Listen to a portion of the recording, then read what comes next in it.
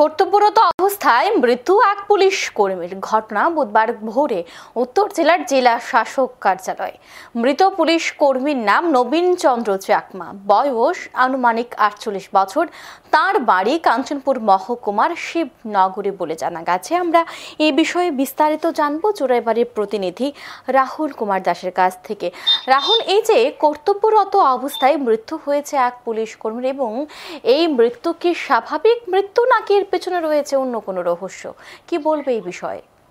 দেখো, ধর্মনগর জেলা হাসপাতালের কর্তব্যরত চিকিৎসক, ওনার নাম হচ্ছে মৃগাঙ্ক, যতটুকু জানা গেছে মৃগাঙ্ক দত্ত বিশ্বাস।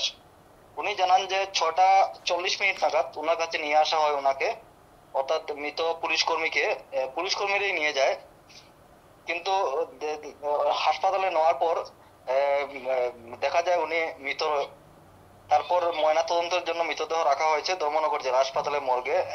প্রাথমিক অনুমান হয়তো হৃদরোগে আক্রান্ত হয়ে ওনার মৃত্যুবরণ হয়েছে, বা চিকিৎসকের ধারণা হার্ট অ্যাটাক হতে পারে।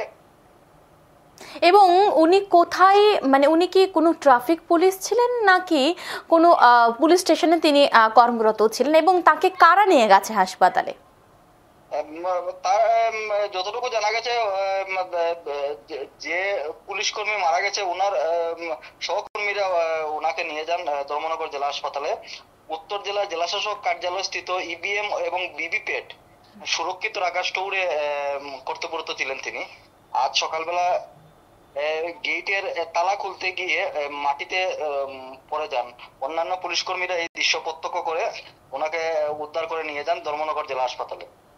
এবং এই বিষয়ে পরিবারের যারা লোক রয়েছে তাদের কি বক্তব্য রয়েছে? পরিবারের লোকজনদের খবর দেওয়া হয়েছে। আমরা যতক্ষণ ছিলাম তখন পরিবারের লোকজন আসেনি জেলা হাসপাতালে। পরিবারের লোকজনদের পুলিশের তরফ থেকে খবর দেওয়া হয়েছে। অসংখ্য ধন্যবাদ রাহুল সঙ্গে থাকার জন্য। আমরা দেখে নেব বিস্তারিত আরো কি রয়েছে।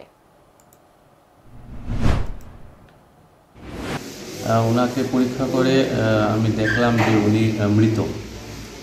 তারপর পুলিশের কাছে আমি কাগজ পাঠিয়েছি, যেহেতু সরকারি কর্মচারী এবং এটাকে ওনার ব্রড ডেট ছিল পোস্টমর্টম করার জন্য। এখন আজকে ওনার পোস্টমর্টম করার পর ওনার কারণে ওনার ডেথ হয়েছে সেটার কারণটা বোঝা যাবে।